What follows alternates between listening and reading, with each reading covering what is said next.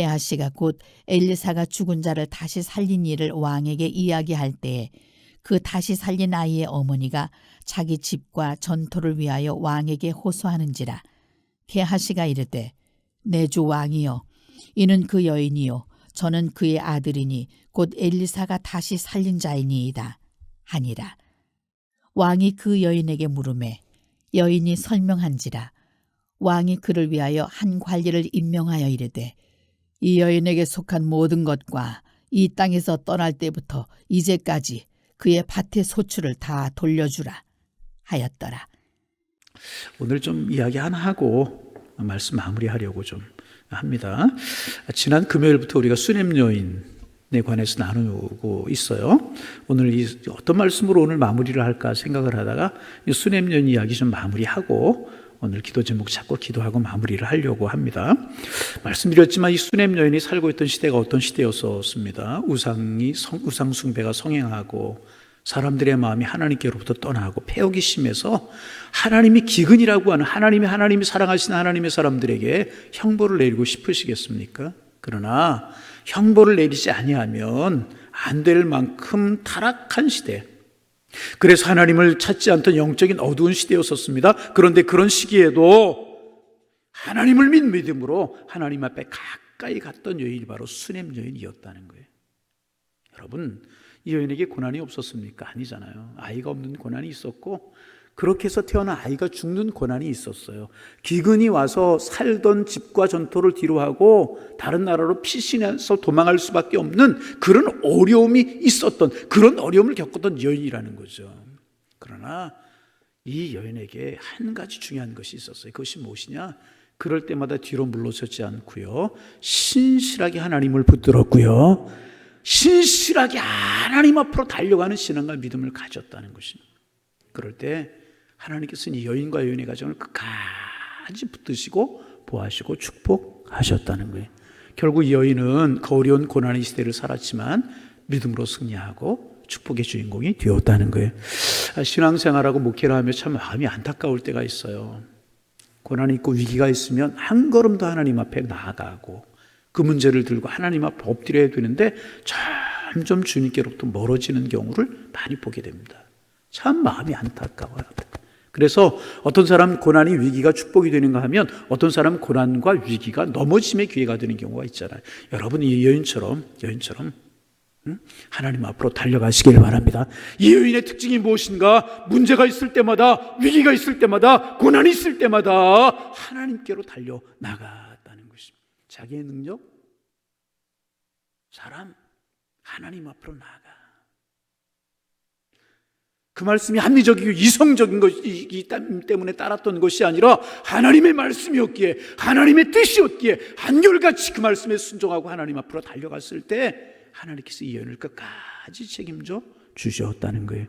우리 오늘 세례습기 마무리하면서 한 가지 마음속에 다짐하실 수 있기를 바랍니다. 한번 따라할까요? 주님, 언제나 주님께로 가게 하옵소서. 이 기도 제목이 우리의 기도 제목이 되기를 소망합니다. 축복의 주인공이 되시기를 원합니다. 여러분, 우리나라 사람들의 마음속에 가장 큰 부담으로 남아있고 가장 크게 바라는 문제가 있다면 여러분 뭐라고 생각하십니까? 우리 적게 가깝게 따지면 빨리 코로나가 끝나야지 뭐 이런 것도 기도 제목이고 마음에 원하는 소원이겠지만은 우리나라 사람들이 가장 큰 마음의 부담으로 남아있고 바라는 문제가 있다면 통일 문제라고 생각하게 될 겁니다. 왜? 지구상에서 유일하게 우리나라가 분단되어 있는 그런 국가이지 않습니까? 그래서 그런 게 부담이 우리 이제 그리스도인들이나 아니 비그리스도인들이나 다 부담으로 남아 있고 이제 소망이고 그럴 것입니다. 그래서 여러분, 우리나라 통일은 반드시 돼야 합니다. 반드시 돼야 합니다. 반드시 돼야 되고요. 그리고 통일은 반드시 되게 될 것입니다. 저는 틀림없이 그거 믿어요. 우리나라 통일 반드시 될 것이다. 그래서 통일의 그날을 바라보며 잘 준비해야 되지만 중요한 사실은 뭐냐 하면 우리가 생각하지 못하고 예기치 못한 방법을 통해서 통일이 될 수 있다는 그런 힌트를 우리가 이제 얻을 수 있는데 어디에서 얻을 수 있느냐?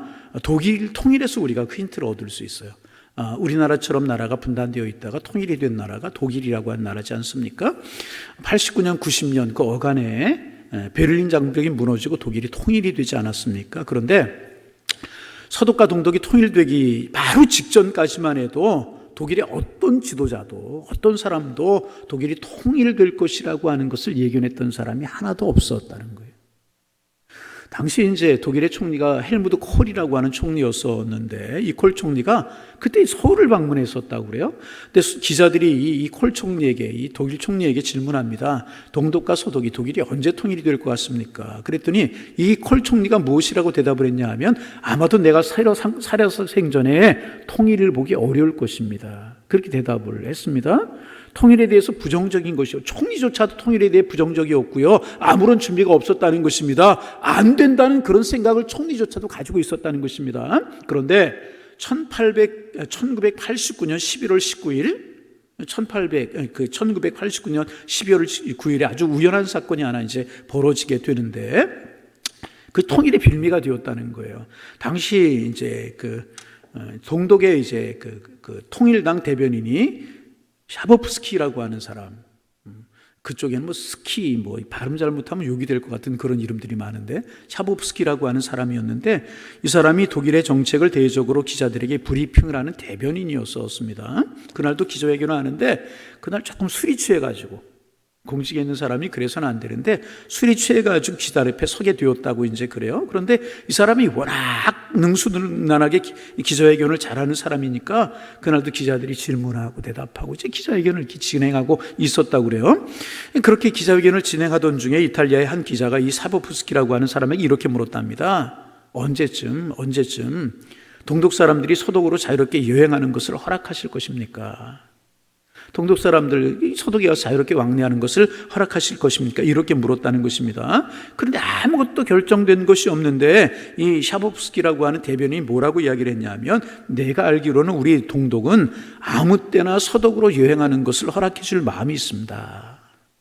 그리고 지금도 그것이 가능합니다. 이렇게 술기운에 대답을 해버리고 만 거예요. 아무런 준비가 되어 있고 아무리 결정된 것이 없는데 이렇게 이야기해버리고 만 거예요. 그런데 그게 하필이면 TV를 통해 동독 전체에 방송이 되고 있었다는 거예요. 한 나라의 대변이 지금부터 우리 동독 사람들 서독으로 마음껏 여행할 수 있다 이런 이야기를 하니까 TV를 보던 많은 동독 국민들이 처음에는 긴가민가 사실인가?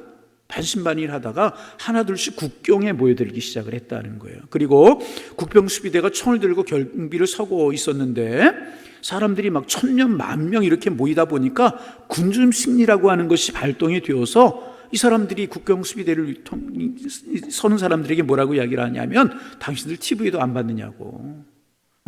우리가 지금 TV에서 대변인이 기자회견하는 것을 보았는데 나라의 책임자가 이 베를린 장벽을 넘어서 왔다 갔다 할 수 있다고 해서 왔는데 너희들은 왜 총을 들고 보초를 쏘면 우리를 못 가게 하느냐. 그러면서 군중들이 강하게 국경수비대 사람들에게 항의를 하기 시작했다는 것입니다. 군인들이 생각하니까 이게 아무런 지침을 받은 것이 없거든요. 그런데 워낙 많은 군중들이 몰려와서 TV의 대변인이 이렇게 이야기를 했다고 따지기 시작하니까 이 국경수비대가 혼란이 오기 시작을 하는 거예요. 옥신각신 뭐 왈가왈부 막 그러지 않았겠습니까? 그러다가 한 책임자가 그래? 그리고 군인들에게 철수 명령을 내리게 되었고 국경수비대가 철수하게 되었다는 것입니다. 그래서 동독 사람들이 서독으로 와 하고 넘어가게 되는 겁니다. 그래서 이제 동독과 서독을 가로막고 있던 베를린 장벽이 그렇게 무너지기 시작을 했다는 거예요. 그래서 동독과 서독이 통일이 되는 계기가 되었다는 것입니다. 아무도 예측하지 못하고 아무도 준비하지 못하고 아무도 생각하지 못했던 그런 우연한 이야기 하나가 역사적으로 필연적인 결과를 만들어내게 되었다는 것입니다. 여러분, 우리 인생도 마찬가지입니다. 우연한 것 같은데 아무것도 아닌 것 같은데 그것이 우리 인생의 필연적인 결과를 만들어낼 때가 얼마나 많은지 모르다는 거예요. 여러분, 하나님이 해나가시는 섭리를 믿으시기를 바랍니다. 이 한국 통일도 우리나라 통일도 여러분 가정의 축복도 우리가 생각하기는 어려울 수 있지만 생각하지 않았던 때에 하나님의 뜻대로 이루어질 수가 있다는 사실을 믿으실 수 있기를 주님의 이름으로 축원합니다.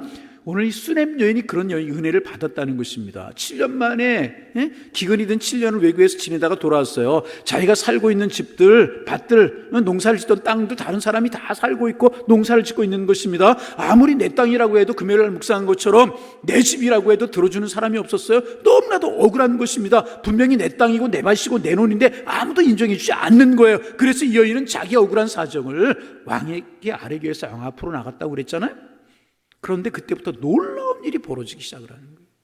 예측하지 못했던 일이 벌어지기 시작을 하는 거예요. 하나님이 개입하시기 시작을 하신 것이라는, 정말 우연 같은 일이 벌어지고 있어요. 그때 누가 있었다고요?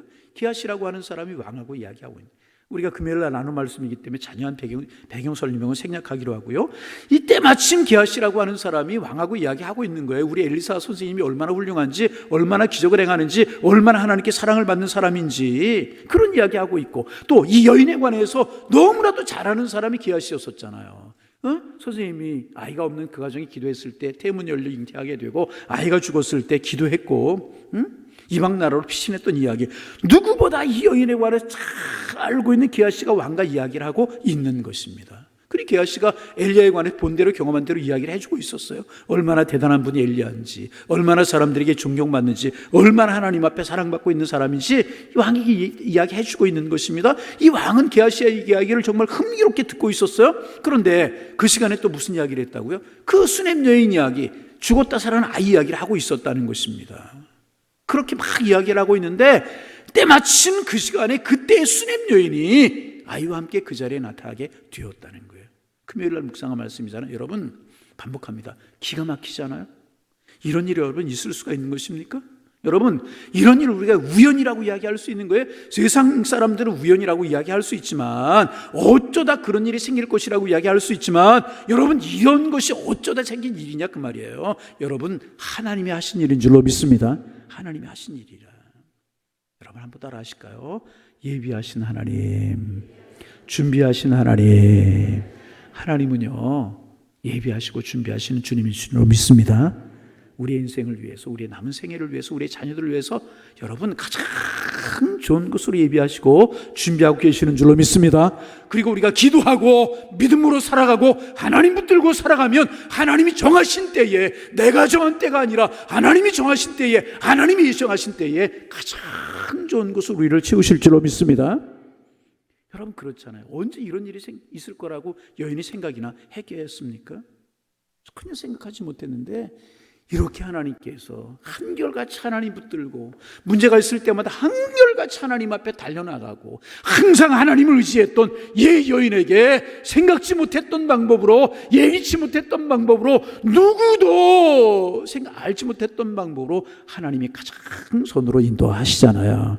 여러분, 하나님 붙들고 믿음으로 살아가면 우리에게도 이런 축복으로, 여러분의 가정에, 여러분의 인생에 이런 축복으로 하나님이 채우실 줄로 믿습니다.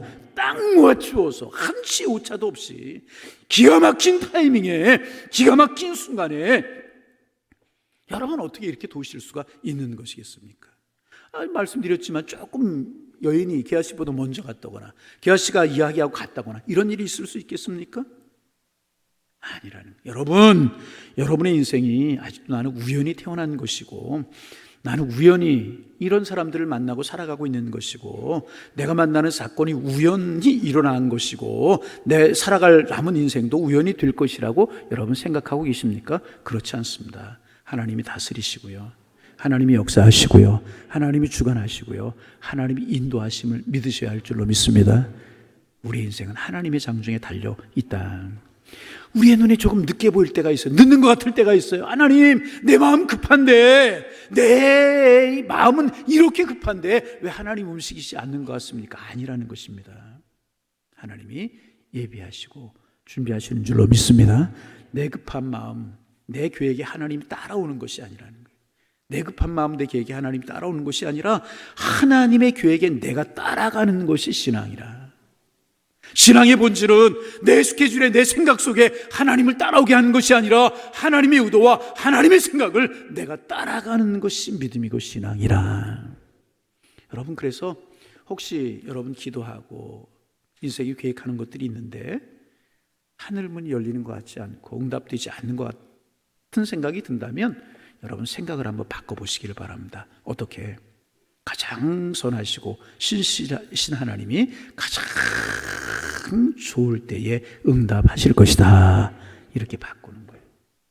실망하거나 낙심하거나 불평하지 말고 하나님의 손길을 따라가는 거예요. 그 하나님이 가장 선한 것으로 우리를 채우실 줄로 믿습니다. 이거 꼭 기억해. 우리가 이번에 기도했어요. 가장 선한 때에 내가 생각한 방법이 아니라 하나님이 계획하신 방법으로 우리를 채우시고 응답하실 줄로 믿습니다. 가정의 자녀들의 사업의 인생의 질병에 하나님이 원하는 때에 가장 선한 것으로 응답하실 것이라 믿으실 수 있기를 주님의 이름으로 축원합니다. 우리 이거 믿어야 돼. 아멘하는 분 없도록 할렐루야. 이런 거는 야무지게 아멘 좀 하는 거예요. 하나님 채우실 줄로 믿습니다. 마지막으로 이 수냄 여인이 받은 은혜가 있어요. 따라합니다. 회복의 은혜. 이 여인은 회복의 은혜를 받았어요. 성경 구절을 봐야 되는데 좀 시간이 없어서 생략하고, 이 여인이 고향을 떠난 7년이라고 하는 시간이 지났습니다. 그래서 이 문제는 해결된다고 해도요 오래 걸릴 수밖에 없는 그런 문제였었어요. 어떤 나라가 개인에게 땅을 돌려주고 이런 게 뭐 쉽게 돌려주는 나라가 어디에 있겠습니까? 아무리 정당하고 내 것이라고 해도 그 과정은 오래 걸릴 수밖에 없어요. 오래 걸리는 싸움. 그런데 하나님이 단번에 회복시켜 주시잖아요. 하나님이 단번에 해결해 주시지 않습니까? 거기 게하시가 있었어요. 그리고 게하시의 증언 때문에 왕이 그 자리에서 여인에게 이 여인이 그 여인이구나, 살은 아이가 이 아이구나 그러면서 한 관리를 불러요. 그리고 이야기해. 너는 이 여인의 문제를 처음부터 마지막까지 완벽하게 해결해 줘라. 그리고 나에게 보고해라. 이 여인이 가지고 있었던 땅과 집을 다 찾게 해줘라. 관리에게 명령을 하게 되는 거예요. 그리고 여러분 그 다음에 더 놀라운 사실이 있는데요. 지난 7년 동안 이 여인이 떠나 있는 동안에 그 땅에 나온 소출들을 다 값으로 환산해서 여인에게 돌려주어라. 그리고 집에 살던 사람들의 세를 계산해 다 돌려주어라. 여러분 놀랍지 않습니까? 회복시켜 주시는데 어떻게 회복시켜 주셨느냐? 온전하게 회복시켜 주셨다는 거예요. 여러분 집을 찾는 것, 땅을 찾는, 전토를 찾는 것도 얼마나 감사한 일입니까? 그런데 하나님께서는 거기에서 끝나지 않게 하시고요 이 여인을 온전하게 회복시켜 주셨다는 것입니다. 7년의 공백을 완전하게 메꾸고 7년 동안 거두지 못한 수확까지도 가질 수 있도록 하나님께서 완전하게 회복의 은혜를 허락해 주셨다는 것입니다. 여러분 그렇습니다. 하나님은요 우리의 삶을 회복시키시기를 원하시는 겁니다. 회복시키시기를 원해요. 죄와 탐욕으로 망가진 우리의 인생, 부서진 우리의 삶, 망가진 우리의 삶을 하나님께서는 회복시키시기를 원하신다. 여러분 기도를 잃어버린 우리의 영성이 회복되기를 원합니다. 여러분 세일에서 믿기도 매년 하는 이유도 이런 것들이에요. 기도를 잃어버린 우리의 영성이 회복되고, 코로나로 인하여서 망가져버린 우리 예배생활, 망가져버린 헌신이 회복이 되고, 식었던 열심이 회복되기를 바랍니다. 여러분의 가정의 부부관계도 회복되시기를 바랍니다. 자녀들과의 관계가 회복되기를 원합니다. 깨어진 관계가 회복되고 여러분의 사업이 회복되기를 소망합니다.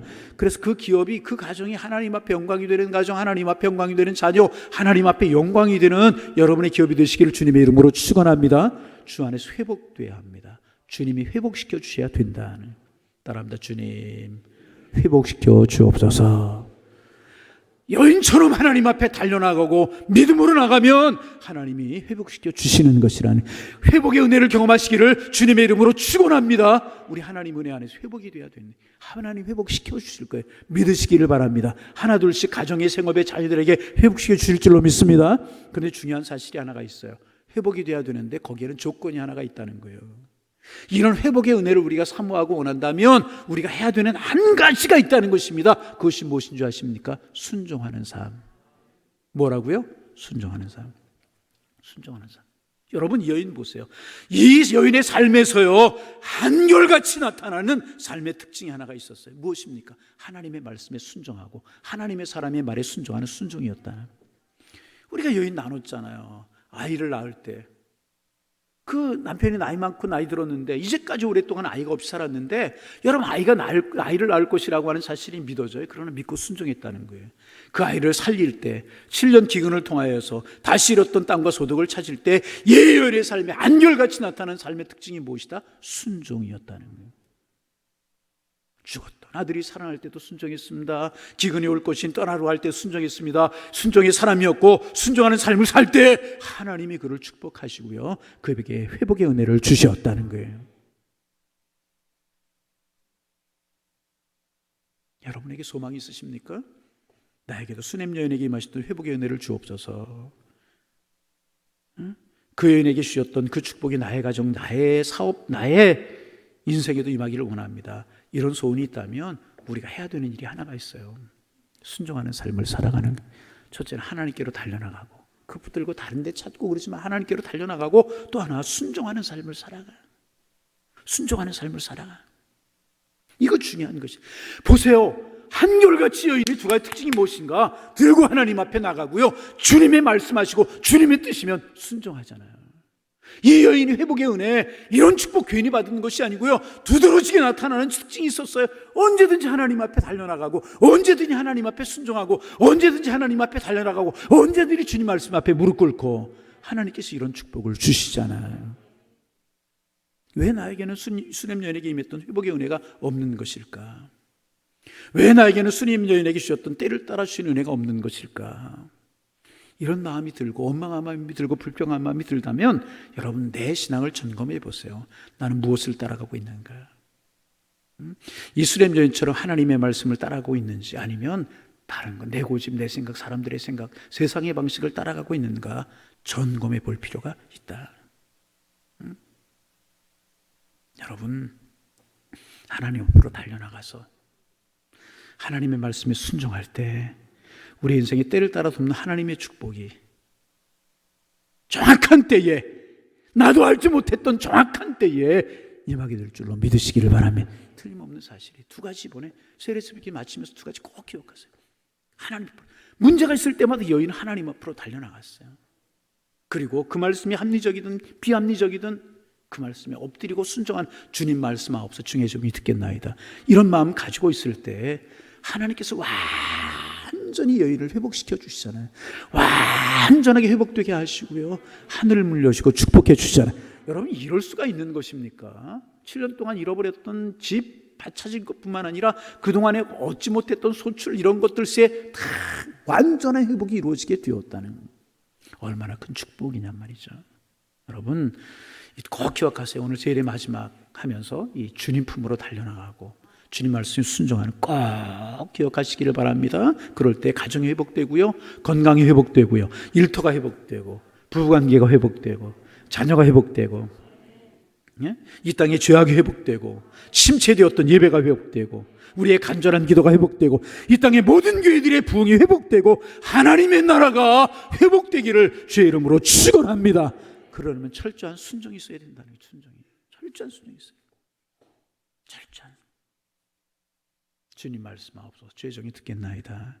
이 마음이 있을 때 수냄 여인이 받은 그 축복이 우리에게 흐르고 흘러서 우리에게 넘쳐나게 될 것이고, 우리 가정에 넘쳐나게 될 것이고, 교회에 넘쳐나게 될 것이고, 이 땅 구석구석에 넘쳐나게 될 것이라. 아무쪼록 이 은혜 회복이 되어서 흘러 넘치는 은혜가 여러분과 여러분의 가정 속에 넘쳐나실 수 있기를 주님의 이름으로 축원합니다. 축원합니다.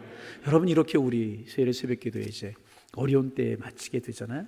우리 하나님의 은혜, 하나님의 축복받는 사람들 돼야 되잖아요. 축복의 주인공들 돼야 되잖아요. 이적으로도 기대하며 기도하시고, 문제가 있을 때마다 여인처럼 주님 앞에 달려나가고, 반복되는 이야기, 달려나가고 순종하는 삶을 사셔서 넘치도록 함께 하시는, 정말 그 은혜를 여러분 누리며 살아가실 수 있기를 주님의 이름으로 축원합니다. 축원합니다.